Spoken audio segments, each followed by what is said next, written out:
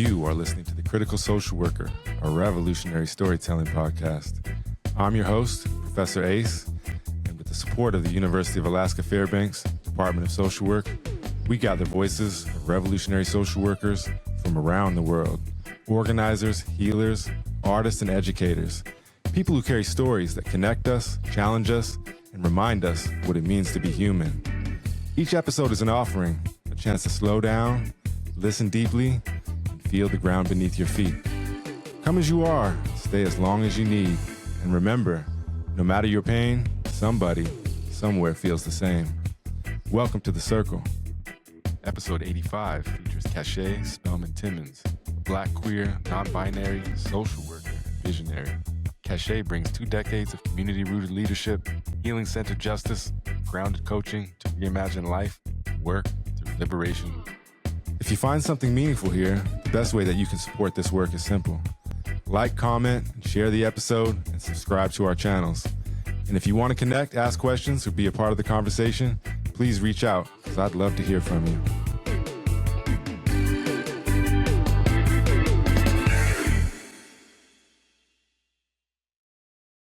All right. Welcome to another episode of The Critical Social Worker, a revolutionary storytelling podcast. I think this might be episode 84, so we're getting right up there towards that goal of 100.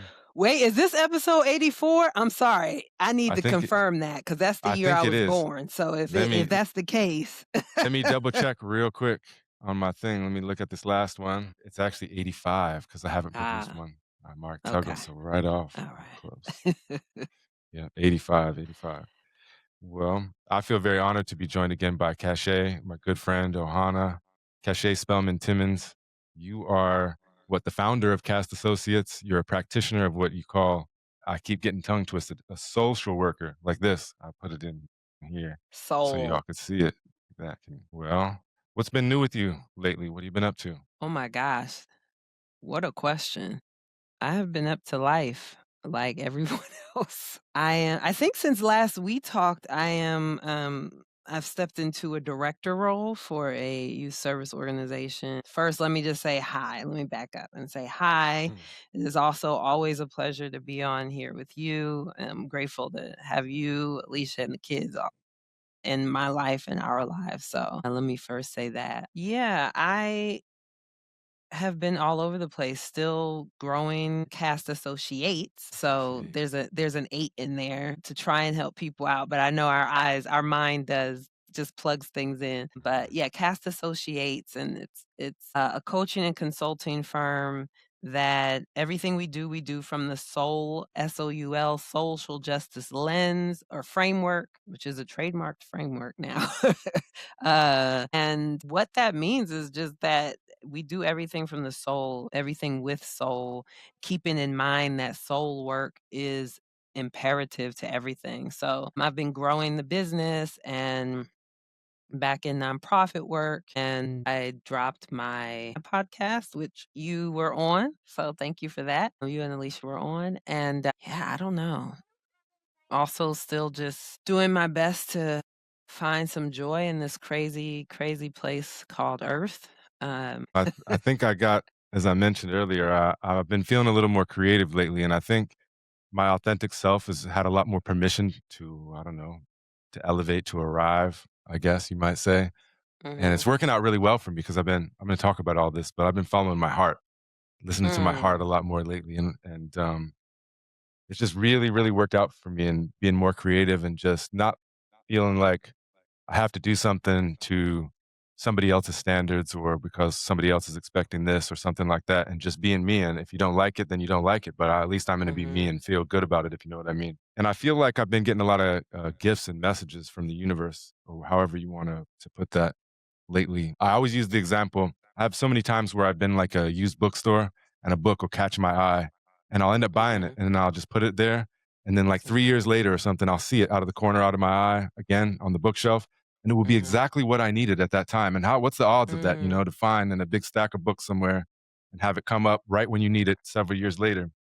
And so I've been trying to listen to those things like the gifts from the universe. And I think it's easier to do in a larger context, when you're able to reflect and stuff, but it can be harder in the day-to-day life. And so I've been really trying when I wake up, and if if something comes through my mind or flows through my heart, I try to listen to it.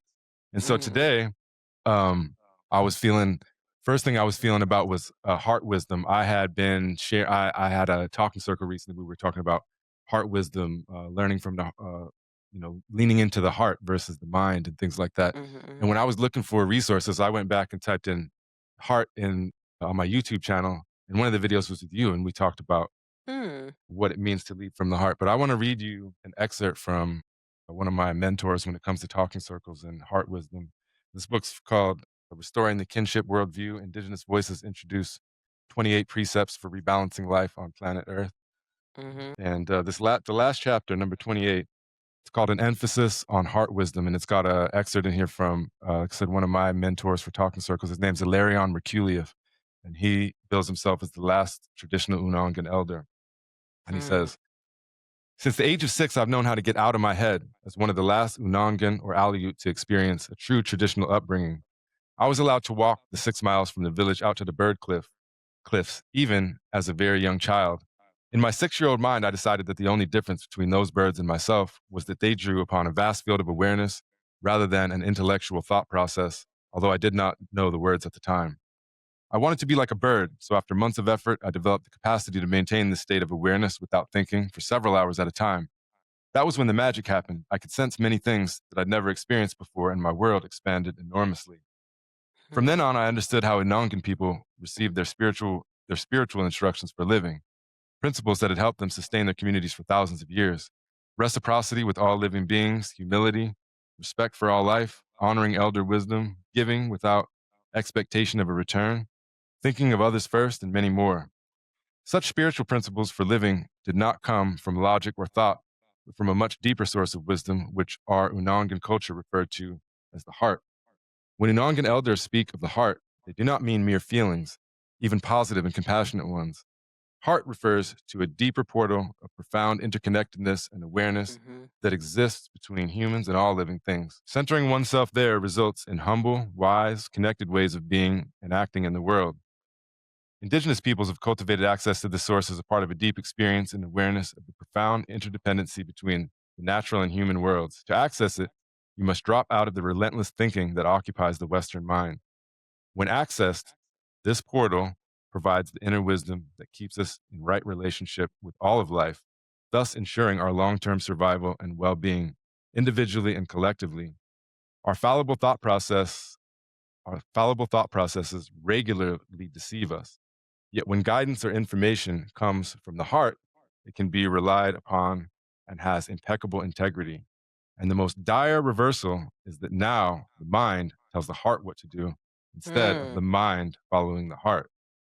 Still, when you access this heart center, you must have great courage to follow what it is telling you. Sometimes that feels like jumping from a cliff, but when you do, you'll never regret it. Once you've accessed the heart, you enter into the vast field of awareness in the company of birds and connect in a deep and profound way with all living things. So I was wondering, from your perspective, from a social worker's perspective, Cachet, what does heart wisdom mean, or what does it mean to listen to your heart? I mean, I'm in total, I won't say agreement, I would say alignment with the entire passage you just read. To me, heart and soul are inextricably connected. And so when you live from, lead from, walk from, talk from, be in relationship from, make money from, Mm, whatever, from your heart and soul, there is a connection that, what it looks like that is so interesting. You could tell I must be going through a lot because I'm getting emotional just thinking about this right now. But when people say things like I'm a Philadelphian, right? Anybody who knows Philadelphians, y'all know we're crazy over our sports teams, right? And we could literally be, when people say like sports teams, music bring us together in those moments, we forget about all of the things that we make separate us, that we allow to separate us, that we allow to interfere in the what I heard there and also what one of my spirit friends calls oneness. When that happens, there it's palpable, right? I mean, it even happens in protest, right? Like people who would never under other circumstances come together decide to come together for this thing. That is operating from the heart and soul. And I believe that most humans want to operate from heart space. But I believe that the work, the soul work that you have to do, the excavation that you have to do, being a spirit, having a human earthly experience, the work that comes with that to fully, authentically, unapologetically live from the heart is just too difficult for most people. And so we get it in these moments, right, that we see with sports teams or music Mhm. or protests. And then for someone like me and some of people that I know, not many, but some people that I know, we have this, and I think we see it in some groups, right? Like identity groups, but we have this just unmatched, probably just like our relationship to joy, our access to joy is such that it also makes living from the heart a little bit easier, a little bit more natural. I'll say not easy, a little bit more natural. And this is the last thing I'll say on this. I genuinely feel like I don't want to say incapable because I do believe that all humans have the best and worst of humanity within them, Mhm. but it is deeply difficult for me to live not from my heart. When I make decisions from my mind, I know I'm doing it. I know it's not gonna end well, and it doesn't end well. So for me, I have evidence, and my whole life is evidence of the difference between when you make decisions from your heart and when you make decisions from your mind. So, yeah, that's what I'll say on that for now. Yeah, I appreciate that. And we're going to get into, I know you mentioned the work that it takes. We're going to talk about that in a little bit.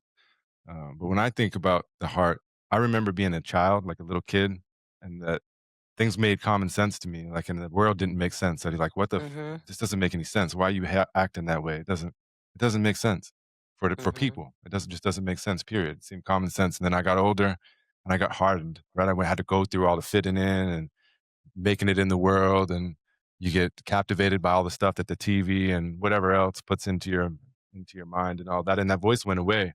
And when I mhm, reflect on it now, I almost all of my ailments almost all the things that have caused me ailments throughout my adult life, and even as a youngster, came from the mind. It was playing tricks mhm, on me, telling me mhm. that I was cursed and things like that. But if I listened to my heart, it would never tell me that. And just as I'm getting back into being able to listen to my heart more and more, it literally, I'm not exaggerating here. It literally never fails. It never fails me. It never leads me astray. It always does the right thing, even if it can be uncomfortable at the time. You That's find right. out like, oh, okay. Well, but you did it. I was me. I did it, through the channels that come from within, and it works out all the time, even if it doesn't feel like it at the time. Mhm, So another thing I wanted to bring up here was that I was inspired by this morning. I was trying to find some music to inspire me this morning, and I was just going through my cabinet. We got a lot of records at this point, and I was actually looking for something else. And I'd actually listened to a Bob Marley, like I played all my Bob Marley records like a week ago, and somehow I missed this one. It was in the closet, Uprising. But I uh-huh. saw it, and it just made me think of like just the imagery. I love the imagery, I and love I'm that here in cover. Hawaii, and just like the dreadfulness of the dreadlocks, if you know what I mean, and just uprising and breaking through, and the connection to the earth and the sun and all that Mhm. as well. So I went through and I listened to it, and I thought about this conversation, and I wrote some of the lyrics down, and I just thought that we could get like cachet, a social worker's perspective on some of these lyrics. The first one is Mhm. actually for me though. The first song on there, he says, "Why do you look so sad and forsaken? When one door is closed, don't you know many more is open?" And and it's funny because right before that too, he says, "I'm talking to you. Yeah, you, I'm talking to you," right before that. Mhm. And it just fits my situation. I resigned from my job. I'll be hopefully not unemployed for too long, but for the first time in a long while, I've been a professor, which comes with a lot of, I don't know, responsibilities, but also a lot of perks and things Mhm. like that. And so it's jumping into the great unknown. And I'm glad I have Bob there to remind me that, whenever one door closes, another one opens, and that's always been true as well. But what I wanted to ask you about later on in the song, he says, "Would you let the system make you kill your brother, man? Would you let the system get on top of your head again?" And when I look around social media, whatever, I just see division everywhere. I mean, there's plenty of people unifying as well. Don't get me wrong, but like in the mainstream, like go on X or Twitter or watch any of the news channels or anything like that, even ESPN, right? They're just arguing and arguing and arguing. Mhm. Division, division, division. We can watch the same video slowed down on social media, and two people have completely different like perspectives based on their political ideology rather than what Mhm. they're seeing, if you know what I mean. Mhm. So how do you and how would maybe a social worker look at it as how do you navigate through all the noise and still be able to work effectively, remain your authentic self and get through all that noise and that division and not let that, catch you up here when you ought to be leading in the heart? Mhm. Well, it's interesting. I try and tell people I'm an interesting person to ask questions like this too because I don't have a similar I don't have a perspective and experience, a life experience where I had to learn that. Hmm. I have always, if I don't care what you're saying, I don't care what you're saying. Like, it never dawned on me why, yeah, anyway. And so I was a similar child to you, and I think we've talked about this before. The world never made sense. The way people did things in the world never made sense. And when I would say, "Well, why can't we do it like this?" and people would give their weird adult explanations, that never made sense either. It was always like, "Actually, it doesn't have to be like this. It's like this." It's and similarly, I mean, as a social worker, if you are not questioning, if you are not critiquing, if you are not analyzing the system in which you've decided, the systems that you've decided to be a part of, you're not doing social work. You're doing social work, right? And I mean, part of how we ended up here is because people thought, well, for the longest, what did people say? What don't you talk about at holiday dinners? Politics and religion, I think people used to say. And Hmm. I always said, why not? That feels like exactly the place where you should be talking about. And now that I'm in my 40s, everyone's saying, actually, that's exactly what you should be talking about. And I'm thinking, I don't understand what's happening here. It really is. I'm more flabbergasted at humanity, at people who are flabbergasted because it we hear these words, these terms like woke or people waking up or people figuring it out or coming to, and we allowed people to be asleep for so long. There's been a lack of accountability, not only in our personal lives, but in our profession. We allowed people to claim that they believed in and held certain values and tenets while voting against everything that they claimed they were, or just talking to us about anything that was, or participating in, or, when clubs have standards and then you violate those standards, you get kicked out of the club. That's an accountability. Social work, SOCIAL, is a club that said anybody can come in. And I, unlike many people, am not a believer that anybody can come in anywhere. I believe in gatekeeping because if you do not gatekeep, you don't there's no quality assurance, to put it in social work organizational terms, right? The entire purpose of quality assurance is to ensure that no matter who is doing it, where it's getting done, how it's getting done, that it gets done, that these values are upheld. Us becoming a police state institution, system, club, whatever, is not that didn't happen by accident.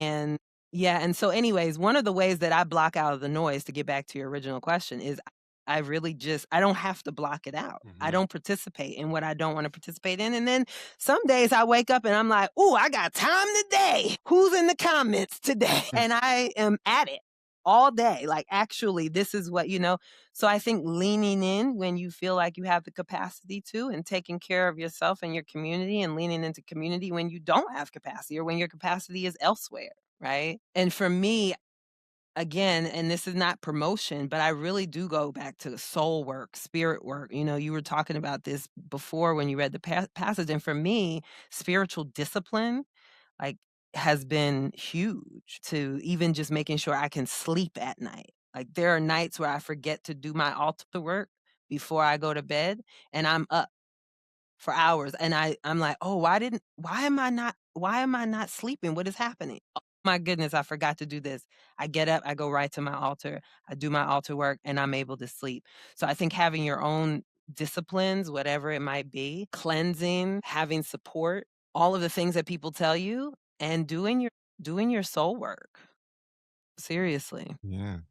You mentioned an altar, and I think, for anybody that's out there listening, one of the greatest things I've done for myself, whether you call it an altar or it is an altar or something else, but a personal space, a spiritual space for you that you can go to that's for you. And, maybe it's changing all the time, or maybe it's the same. Maybe it has, Mhm. artifacts, or it could be a million different things, right? But it's your personal space and somewhere that you go to for your spiritual energy. Just returning over real quick, you were talking about the term woke for a minute, and when I think about woke, I think one of the errors that we make is like cultural competence, like it's something that you can arrive at, that you're woke now. But I look at it like, hey man, I might have thought I was woke in 10 years ago when I was going through my undergrad. And when I look back on it, I wasn't, I mean, I was waking up is a Mm. better way to put it. I was waking up. It's a constant experience and not something that you arrive at. You know what I mean? You should be looking at yourself tomorrow and next year and saying, okay, well, I'm glad that I evolved on that a little bit. You know what I mean? Because I learned more. I got more experience. I heard other people's experiences. So yeah. Yeah, absolutely. I agree with that. I mean, I don't like and I see Renee saying that she has an altar. Yeah, I think for me, altar work is for me, mine is ancestral. Mhm. So, and every time, and I've been losing them.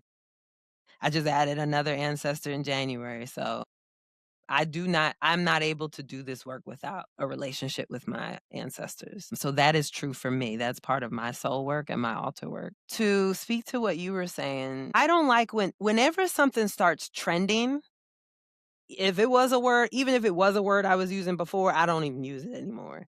Because for me, when things start trending, I know that we're going to come up on something huge.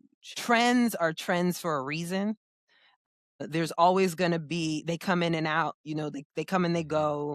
They will die down, and trends also have strong people have strong defenses against trends. So when you start trending something, I tell people, "Be careful of what you're trending and how you're trending it because people are gonna come after it as soon as it starts trending," right? So Yeah. I agree with you. This idea, cultural competence, I we've talked about this a lot of time. I cannot stand that terminology. Wokeness, I don't like. It's just like, yes, you should be walking around awake. You should be paying attention. You should be critically thinking. You should be doing all of the things that are associated with that on a regular basis. It's not a place like, "Oh, now I'm woke." It is continual. And if it's not, then I hate to tell you, but you're now back asleep.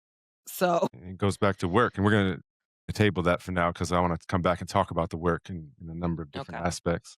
But yeah, it's a cultural competency. It's actually should be like you said, cultural humility, and it should be a constant process of trying to achieve that humility.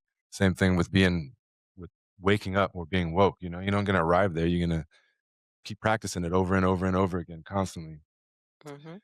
All right. Well, if anybody's just tuning in, we're talking story with Cache, but we've been going through the Bob Marley Uprising album, and we're just kind of talking a story about the lyrics and see where they take us.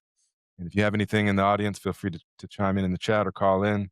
This next song's called Real Situation. Like I said, it takes us down a negative road. It's kind of a dark prophecy. And he says, check out the real situation. Nation war against nation. Where did it all begin? Where will it end?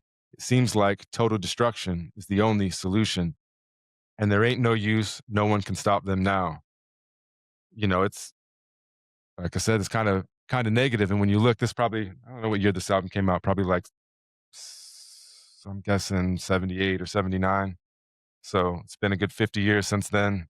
Mhm. Um, the world's been crazy since it's changed. It's not the same as it was back then, but it's still been crazy. And I was wondering, when we look at the dark times, because it depends on what you're looking at, right? You could find hope in you and I talking to each other and many other things going on, but you could also turn on and maybe look at a live stream of Palestine or some pictures or something like that. Or even people in the United States of America are going through things. Mhm. And I have to acknowledge that, I'm over here on the big island of Hawaii up here, far away from everything. And so sometimes, it's hard for me to put myself in these other places because I'm so far removed from it. Mm. But when I look at climate or the changing climate patterns in the world, the wars that continue to go on, I just heard like on what's his name? Lindsey, what's his name? The politician from Graham? Lindsey Graham. I heard him on there talking about how Israel was now planning the future wars because they got to be ahead of things. Because if you don't start the wars, then the enemies will start the wars and all that stuff. And that seems just hopeless to me. That guy's been, I've seen his face on TV for decades now, saying the same kind of stuff. But I Mhm. was wondering, how do you keep hope, Cache, and how do you find strength? When the world can seem so dark and we see all this stuff going on out there. And I'm sure you actually see more of it in Philly sometimes than I see out here. I'm sure you have a whole different lens to see it through. So I was wondering, how do you find the strength to keep pushing, keep Yeah. fighting? That's a good question. That's a very nuanced answer for me because I have had moments of hopelessness. I have had, and not just moments, I mean, periods. And I think people should this is also hard work. Hard work is knowing when to walk away. And so I left the work for some years, a few years, because I no longer believed the things I was saying. And I think that you do a disservice when you don't believe the things that you were saying. And I'm such a person, I am such a believer in I practice what I preach. And I think that so many more people should like leave the classroom, leave social work, leave therapy, leave, so that you can reassess and reconnect if that is what you are meant to do. Listening to heart slash soul means, like you said, sometimes knowing when to let go, even when nothing else seems to be on the horizon. Mm, Um, and I for me, that is one way that I actually came back to hope and to the work. I don't think I would have without that time off. And there have been times throughout my life, so let me put a warning here. I don't know what language you use, trigger warning, activation warning. I'm going to talk about suicidal ideation because this is a very real thing for me and I know for a lot of people. And when when I have felt, not this hasn't happened in a long time, but I've had periods in my life where um I have felt so hopeless in knowing that the fight is never going to be over. Because let me be clear that my hope is not contingent on the fight. Like, I'm going to do something or we're going to do something, or we're going to vote somebody in, or we're going to end this war, or we're going to do that. And then, no, the system is set up so that we are in constant division. The only time, the most peaceful time in my lifetime, in your lifetime, in everybody's lifetime watching, is also one of the most devastating. And that was the pandemic. It was the only time where people were willing to I mean, literally, and you can, whether it's biblical or other spiritual texts or prophecies or indigenous prophecy, right? Like that they all often talk about 7 days, depending on which text you're reading, either 7 days or 7 years, depending on the mhm, interpretation of peace. And I feel like we got 7 days, 7 months, like of peace, but it was at the expense of millions and millions of lives still. So it is almost as if there is this thread in humanity that there is an inability for total peace while in the human experience. Even the earth was healing. mhm, Absolutely. Absolutely. I mean, cities that hadn't seen the sky in years had finally seen the sky. And, non-human animals were like, give me my earth back. And they started showing mhm. up in places that we hadn't seen them before in such a long time. And so anyway, I'm going to wrap this up because I also see Monica says something in the chat. But I do want to say that I feel like part of how I maintain hope is actually to allow myself to be in the hopelessness when it arrives and to work my way back into hope. For me, hope is not something that just comes or happens. I'm not going to sit around waiting for it because I probably will miss it. It is all of the stuff that I've talked about so far. It is the soul work, the ancestral work, I got back working with children, working with populations that historically have always been marginalized and will probably remain marginalized. I belong to so many identities and communities who have been marginalized my whole life and will remain marginalized. So I don't have, for me, if I choose to be here, doing the work is not even an option for me. And I have to work at returning to hope sometimes. And I think even what you and Renee mentioned is hope, because how many years is capitalism? And if you took Hawaii, for example, that's where Causha and I know each other is from Honolulu, Mhm. Hawaii. During the pandemic, I was living in Waikiki. And once we figured out that they couldn't stop us from traversing to the beach, because they tried to go to the beach, and Kaimana Beach, I remember just outside of Waikiki, actually, but just right there connected. Usually has lots and lots of people, big hotel right there. And during the pandemic, it was all Kapuna, Hawaiian elders, people like that. And the coral reef started changing color again, started coming back to life. The whole little protected by a reef right there. And usually there's not a little Mhm. bit of fish might come in there or something like that. But there was Hawaiian monk seals, there were sharks in there, there was big old schools of fish. It just shows you how quickly things can change. So it took all those hundreds and hundreds, maybe even thousands of years to, or I guess hundreds of years in the case of Hawaii, to Mhm. destroy that. But then it only took a couple weeks or a couple months, started coming back to life. So, and same thing I think too, when you see like a destruction of a people That's or an right. oppression of a people, you often see the little seed or the little plant. Tupac would call it what, the rose that grew from the concrete is going to come back That's up right. and emerge. And yeah, you mentioned Monica. Monica in the chat said, "I never considered myself to be spiritual. I've been more open to the idea and have slowly come to recognize that I am, in my own way, with my connection to my grandmother." Just wanted to say thank you for bringing that to my attention over the conversations that you shared with us. Absolutely, Monica. And I'll tell you, that's a whole other conversation. And stay tuned because I'm actually doing a recovery series this year. And one of the cohorts is it's a 3 cohort series, and one of the cohorts is on religious recovery. So which that's gonna be fun.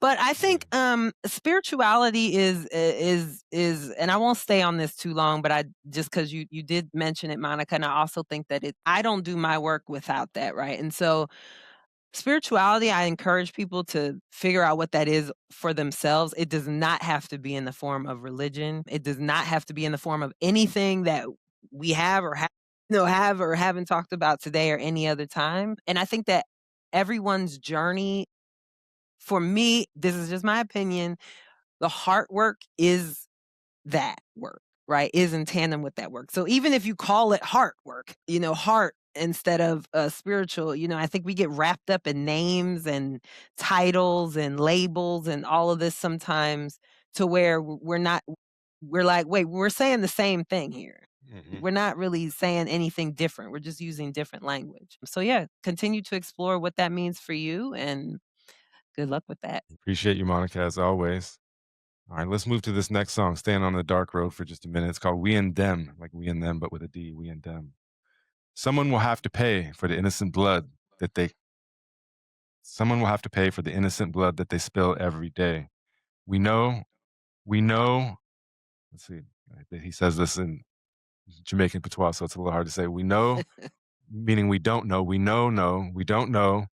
We and them will be able to work this out. So essentially, what he's saying is that when he's looking at the oppressor and he's looking at him and the people, the Jamaican people, he's saying that he doesn't really see a way that you can work it out in that kind of way. And so, I think it comes to like if we look at American history or the history of the West. I think one thing that we've never really people talk about it, but we've never really worked out how it looks is okay. So if we found a way forward into some kind of peace or happier society where less oppressed people and whatnot, what happens to justice? Because a lot of stuff's been done over the years. And me, I'm a prison abolitionist for the most part, but I still Mhm. have unanswered questions. There's a lot of violent people, and I don't have the answer as well. Like, how do you reckon with the violence that would be, that would come out with prison abolition? And I guess that I would say you have to transform the world so you don't have the violence doesn't happen. But there's always a gap there, if you know what I'm saying. Mhm. So, what's your opinion on social justice and but moving forward into the world while moving forward in a positive, unifying way, but while also maintaining justice. Yeah. I'm gonna ask a question that is gonna really rub people the wrong way. Why are you trying to unify with your oppressor?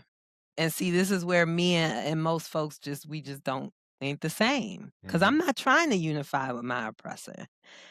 I mean, I'm an abolitionist, not just a prison abolitionist. I am a systemic abolitionist as systems exist today. I do not believe that we can reform the systems that are in place, but I believe that until we decide to burn it all down and start over, that's what we got to work with. We got to figure it out.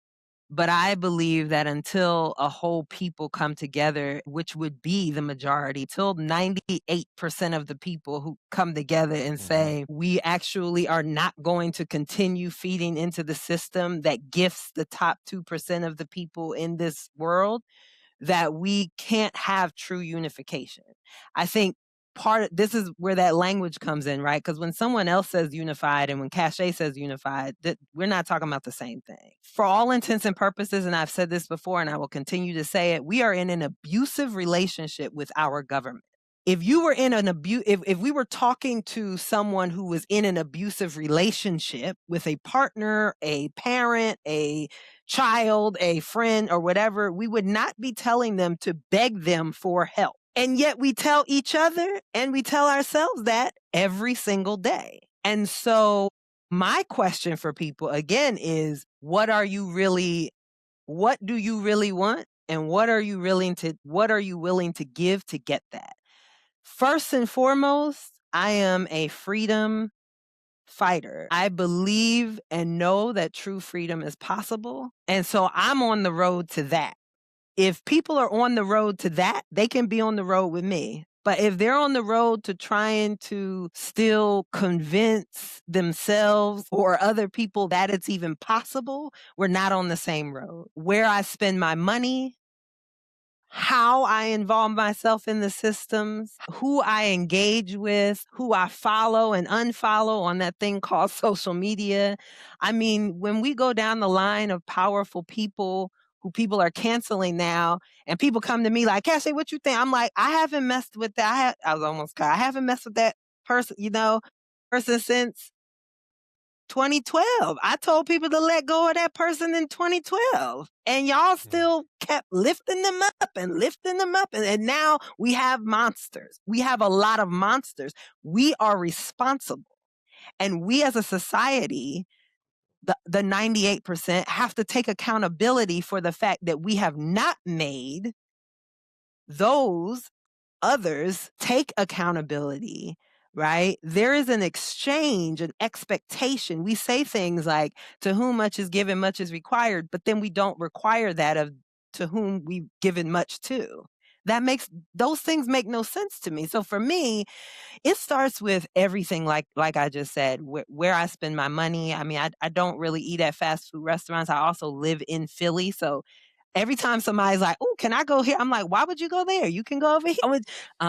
I buy from Black bookstores in person. Don't shop at all of the places that people are boycotting now. I have not. I've been saving a lot of money because I don't shop at these places. I don't have, a Prime account. I don't, and I recognize that there is also some privilege in the ability to make these decisions. Mm. However, I believe that when we believe freedom is possible and we operate from the heart, we are creating opportunities to make sure our needs are met without having to go outside of our communities in order to get those needs met. Thus, involving ourselves with someone we are in an abusive relationship, i.e., the government, right? So as a social worker, I would once again, the question is, what does unification or unified unity mean to you?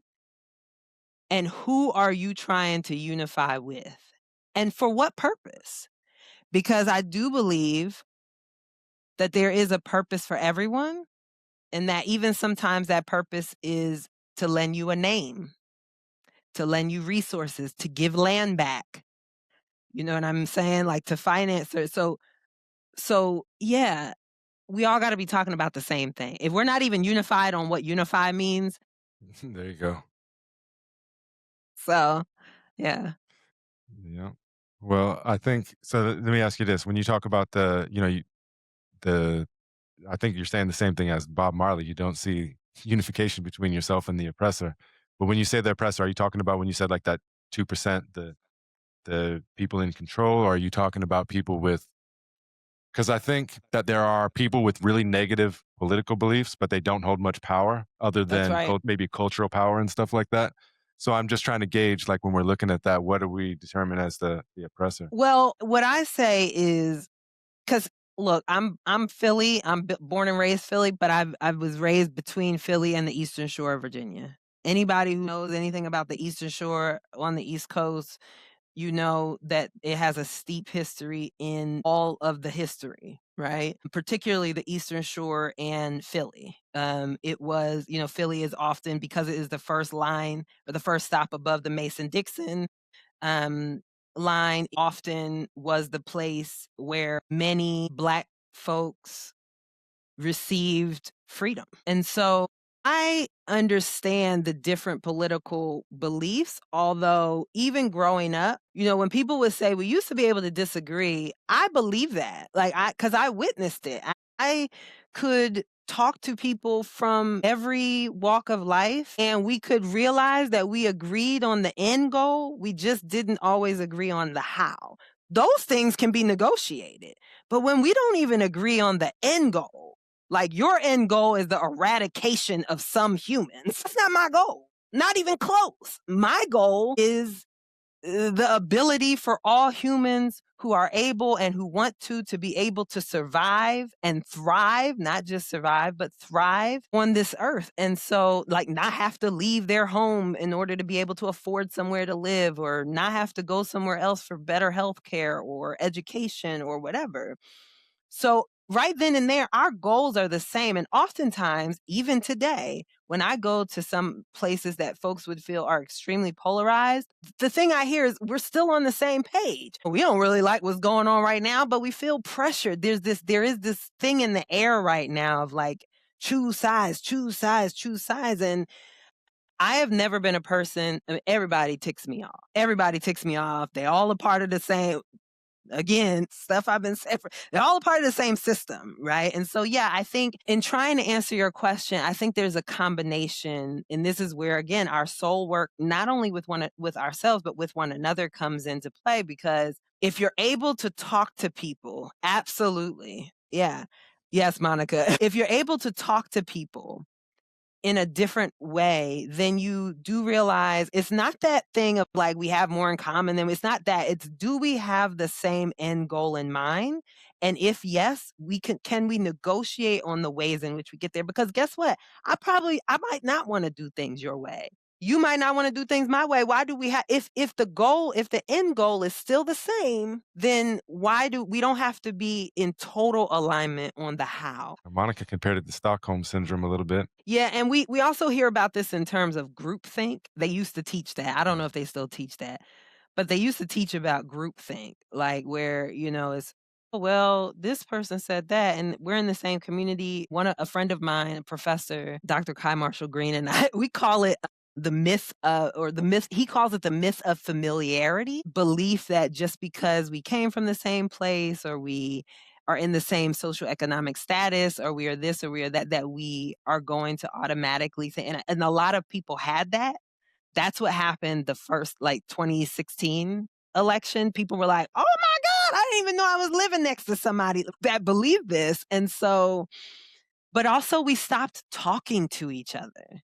My wife and I are about to celebrate 21 years together at the end of this Wow. month. And the older we get, the longer we're together, the more we realize how abnormal we are and how much we talk. We'll be around people and people are like, "How do y'all still have so much to talk about? You've been together so long." I'm like, "How do you not?" Mhm. There's something happening that we know all of our neighbors. We're in a city. Okay, people, like, we're in Philly, row houses, but we know all of our neighbors on our block and around the neighbor. You know what I'm saying? Like, because we need each other. And so there's a way in which when groupthink happens and it's positive, it's great for community and stuff like that. But when groupthink happens and you've been infiltrated by things that are outside of that community, they have no idea what you need, no idea what you've been through, all of those things. That's where the difficulty comes in. And so, yeah, yeah. Guess Yeah. I'll leave it there. Thank you for that, Cache. Let's move on and talk about work because it fits right in with this. The next song on the album is Work. And he says, "We job people can make it work. Come together and make it work. 5 days to go, working for the next day. 4 days to go, work, and so on." And it's funny because when I used to listen to the song, I hear the song, I thought he was complaining about, like capitalism and having to go to work every day. I think he's saying, oh, you got to work 5 days. Now I got 4 days. Finally, I get to the weekend.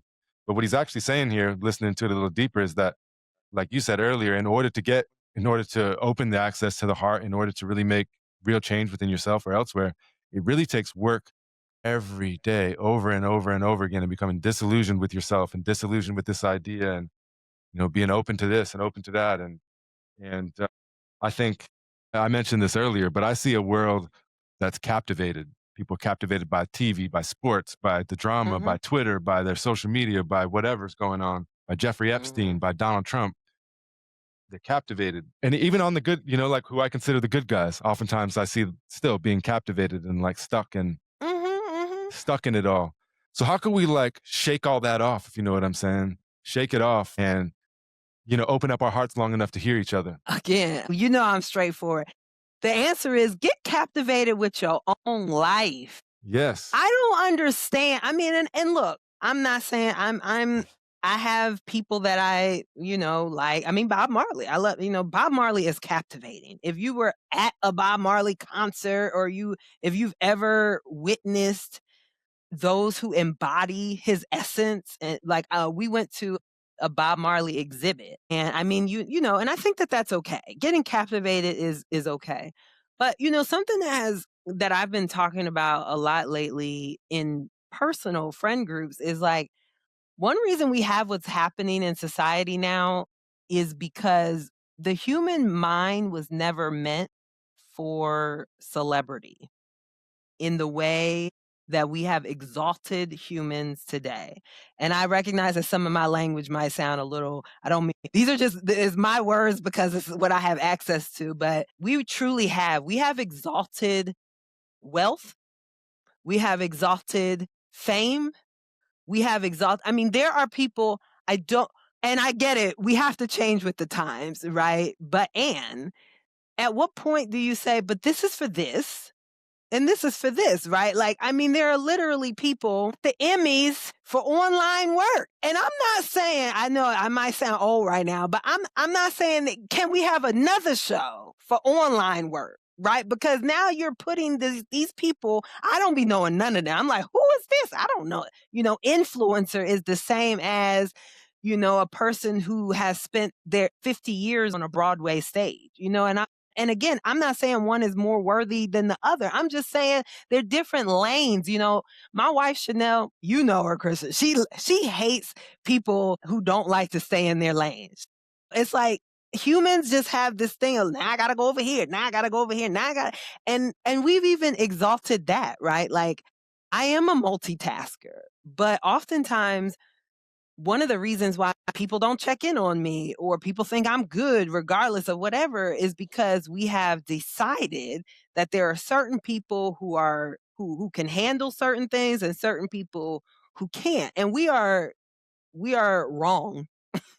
We are wrong about that, right? No human is meant to carry certain things and to carry them in the ways that we do, and to carry them alone. The way in which our news cycle is such right now, there's so much madness happening that literally you cannot keep up. You just can't. You got to be gracious with yourself. You've gotta be, take in what you can and leave the rest. I mean, those types of things. Sometimes, as I said earlier, doing the work is taking a day off. It is saying, I actually can't do spirit work today. And then I even say, I think rest is spirit work.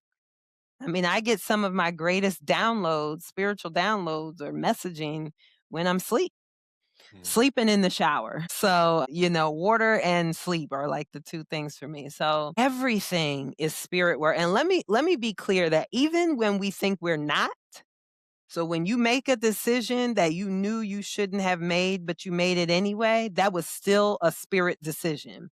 And now there's going to be spirit ramifications. um, and and it's why our systems are sick. Our government is sick. What happens when someone is sick and you don't treat it is it just keeps getting sicker until the point where it cannot function anymore. We are at a point where it cannot function anymore. It just can't. The things around us cannot function anymore. We have to make a different decision. And it's what indigenous people have been telling us for all the days. So yeah. And I think, just thinking about the idea of work again, and you mentioned, you should I can't remember how you said it, but you said, people where we have celebrity culture and idolizing people, we should be focused on yourself.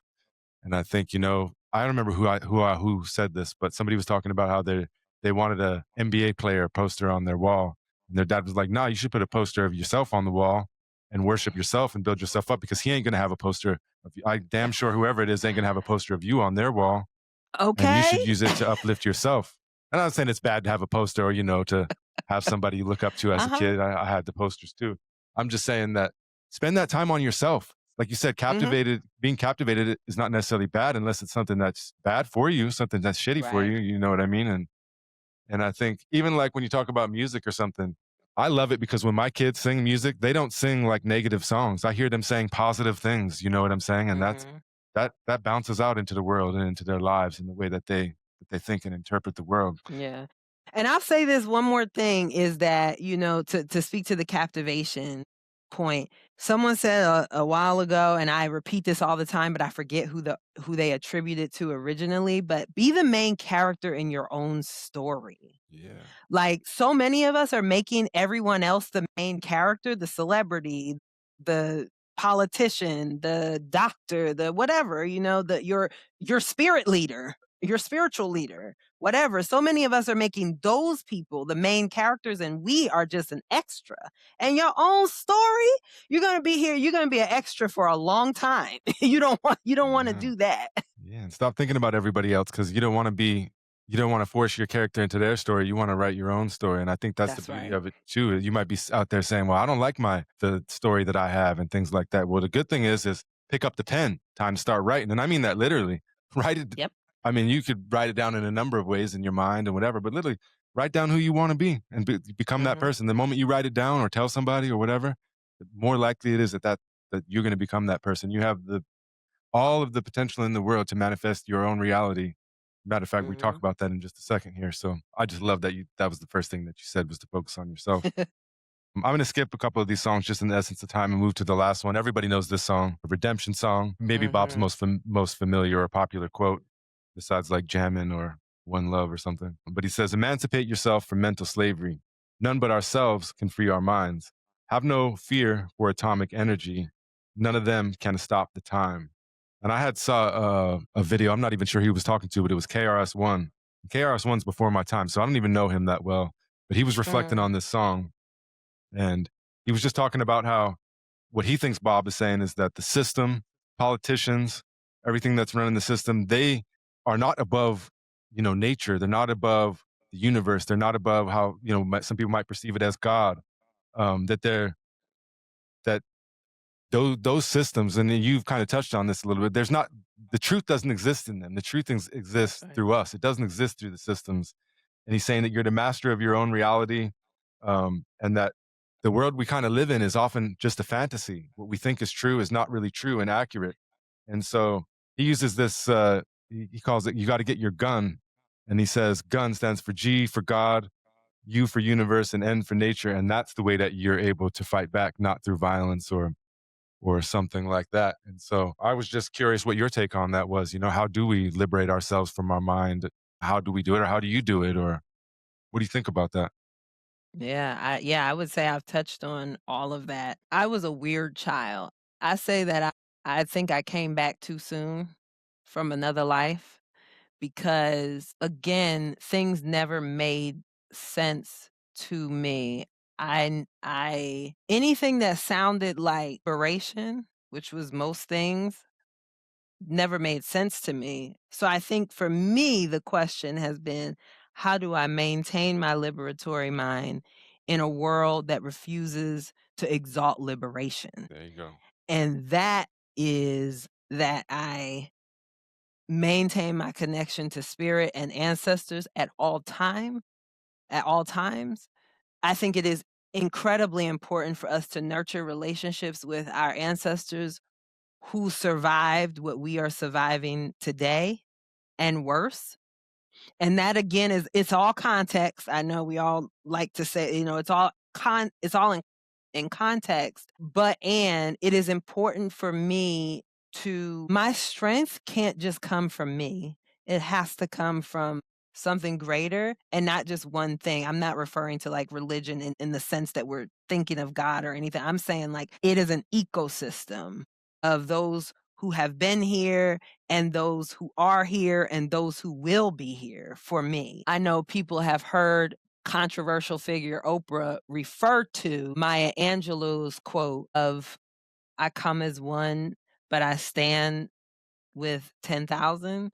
And that really rings true for me in the sense like and this wraps in with captivation too, like I'm going to go downstairs after this and I'm captivated with my life right in my home, right? I'm sure you're captivated by your children and your life right in your home and so I think all of that works together. And then there's the practicality things of like therapy, which I actually haven't mentioned. This might be the first time I've been on and not mentioned and gotten all the way this far and not mentioned that. But therapy is so crucial. Remembering that something different is possible and giving myself the grace to grieve all that there is here to grieve. I mean, my biggest gift of the last 5 years since losing my aunt, who I am staring at, who was my mother figure in 2020, it was, I didn't realize how much my life was preparing me to live with grief and gratitude on the same plane.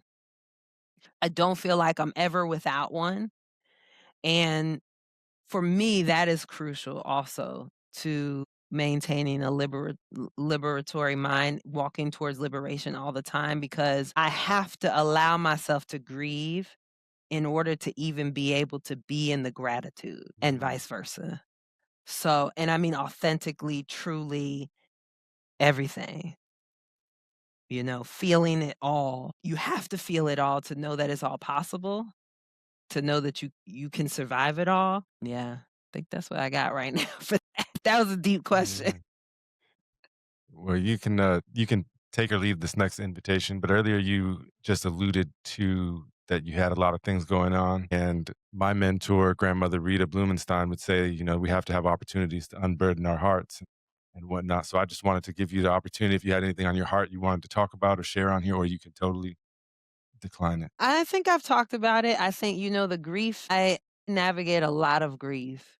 There are a lot of Black women passing, transitioning, personally, mentors, not celebrities, but I mean, like people I have looked to. My wife and I were literally, before I came on here, just going down the list of Black female authors who are gone because I think she came across something just today that The Color Purple, the book, has been banned again. And so it dawned on me, oh my God, I think Alice Walker might be the only woman from that group, that era of writers that is still with us. And I'm seeing that in my life personally. Those are the people that really resonate for me. Those are the people I get captivated by. Black women have given me, I mean, quite literally life, clearly, and have given me life, have saved my life over and over and over again. They feed into me and they feed into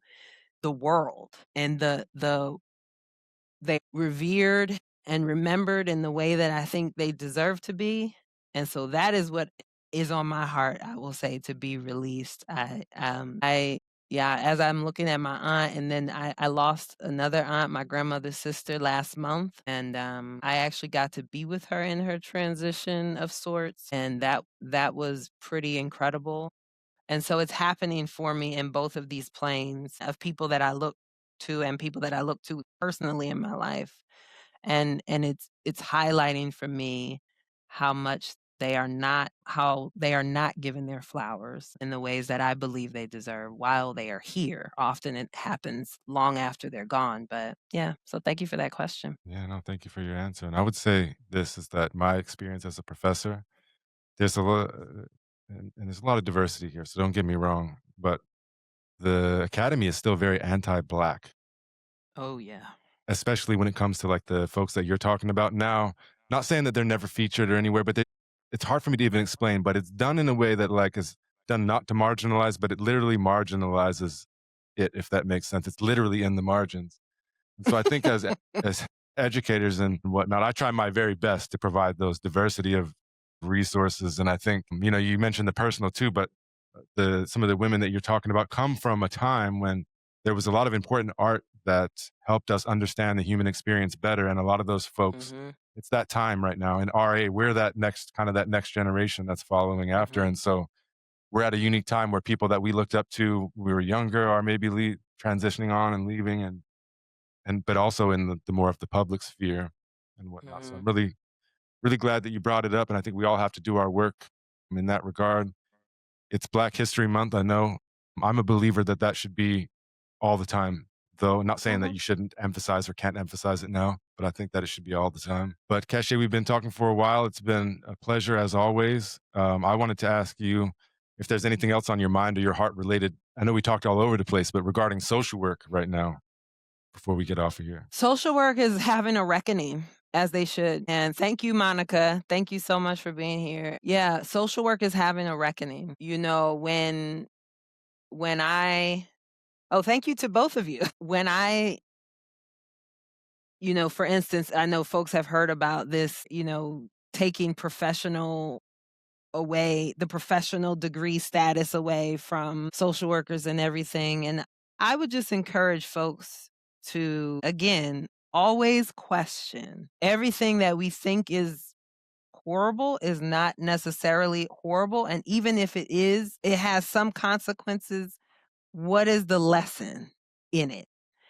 And I think for me, what I see is many BIPOC social workers really taking this time to remind people that there is a way in which social work lost its soul in order to gain its status. And I need social workers to really think about, would you rather have your soul or would you rather have your status? And for me, it's soul every day, all day. But for many, it is status. But that is the reckoning right now that social work is in. And I'm not mad at it. I'm never mad when the system begins to burn because that's oftentimes what it takes for people to realize that you need to do something different. And those of us who want to do something different, who have been doing something different, are here and will continue to be here. And we'll find ways to, the policies are going to change. Politicians come and go, policies come and go, fortunately and unfortunately, right? Because when it works in our favor, we love that. When it doesn't, we like, wait a minute, that wasn't but fortunately and unfortunately, those things come and go. And so you'll be left with yourself at the end, though. You'll be left with yourself, you'll be left with your impact. And you have to ask yourself, what do you want that impact to be? And I'm not interested in my impact being status. I'm interested in people saying that when I interacted with Causha, it was the best experience I ever had with someone who called themselves a social worker. That's the impact I want to have. I don't care about the system. I don't care about the status. I don't care about the degree. I was doing it before my MSW and I'll continue to do it. So yeah, I Yeah. see all the souls in the comments. That's good. Yeah. How about this for alignment? The last song I wanted to leave with it's called Zion Train. And the lyrics say, Mm, which man can save his brother's soul? Oh man, it's just self-control. Don't gain the world and lose your soul. Wisdom is better than silver and gold. And that's pretty much what you just said about look at social work. that. Apply it to social work, right? The That's status, the right. silver, and the gold. And I've long been a critic of the over. I get the why people want it to be a professional degree, but I also think that social work is heavily over professionalized, and we've lost the soul of what we're That's right. doing. And if you looked at it, I always say this: like if you compare, just imagine a boring therapist room, and I get that there's therapists out there that don't have a boring room, but this boring beige office, you go in there and you sit across the desk from someone, and you got 1 hour, the clock's ticking, versus Mm, something that's just full of soul. And you use your imagination for that, but I bet you can come up with something more beautiful than that, mhm. if you know what I'm saying. Absolutely. Well, it's been a pleasure as always, Cache. And I want to say thanks to Renee, Monica, both Monicas. I always wonder about the two of you and if I'm guessing which one's the right one. Who else was in there? Melissa, David. I appreciate you all. As always, you all make the podcast better. But again, my pleasure, Cache. It's always a pleasure to have you, my friend, my Ohana family, kin, joining me. And I know this will not be the last time because there were a lot of stuff that we talked about here. Is like I gotta get in Cache's brain a little bit deeper on some of this stuff. So Please feel free. You know, I'm always around. So, especially for you. I love you. I love your family. And thank you for always having me on. And I love you. I love your students too. It's great. I'm yeah, glad that you all got something from this. And feel free to reach out. I'm sure Christian is going to leave my stuff wherever. yeah. It'll be in the description. But matter of fact, right here, here's the website. If you're on here, you can go check out Cache there. And yeah, And it's if you want to definitely follow me on social media, I'm go figure Soul Survivor underscore 84. Soul yeah. Survivor underscore 84. All right. Look Cache up, and we'll see you the next time, Cache. We got a lot more work to do, so we'll be in touch. All right. Thank you so All right. much. Everyone Peace. have a good night.